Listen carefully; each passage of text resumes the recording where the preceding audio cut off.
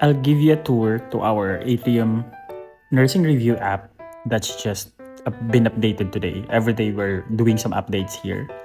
And the latest update here is that we've improved our score history here.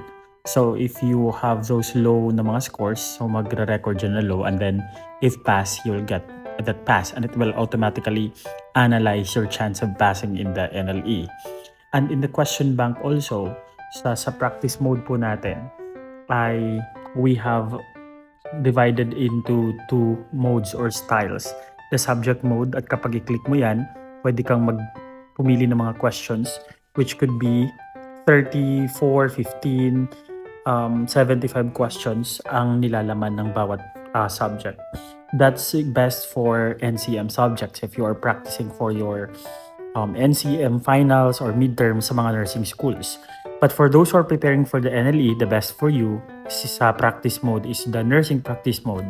This is best for NLE, and then you gotta select here kung anong nursing practice test ang gusto mong i-take. And then you also choose the number of items here, and then the level of difficulty kasi nandyan yan sa table specifications ng ating NLE. And then you begin your practice session. Okay, so say for example here, I'm gonna select nursing practice 4, and then it will just load a bit, and then it will land to our examination proper. So all of these questions, kung makikita ninyo, ay updated po. Questions updated on April 25, 2026. Ibig sabihin, ginagamit po natin ang latest dito. Naka-notify din po if it's easy, if what nursing practice, and then may naka-ready din po na calculator in case na kailangan po ninyo for your computation. At dito rin may pause, and then if you want to end an exam, you gotta select this button. At if you want to review this, you will just mark this one at it will notify na mark na yan, and then later on, nasa review list mo na yan kasi halimbawa kung gusto mong i-review ang question na ito. Okay?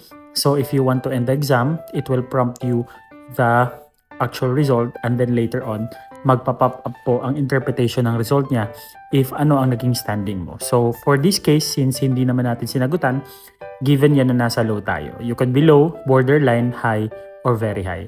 So sa sa low po, ibig sabihin ng rating mo ay below 60.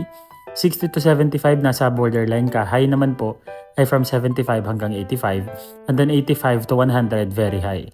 Okay? So dito ina-analyze ng system po natin if what is your standing in every practice session na ginagawa mo. And for your another features ng inyong question bank, we have the readiness exam, that's 100 items po. 2020. So ina-assess lang yung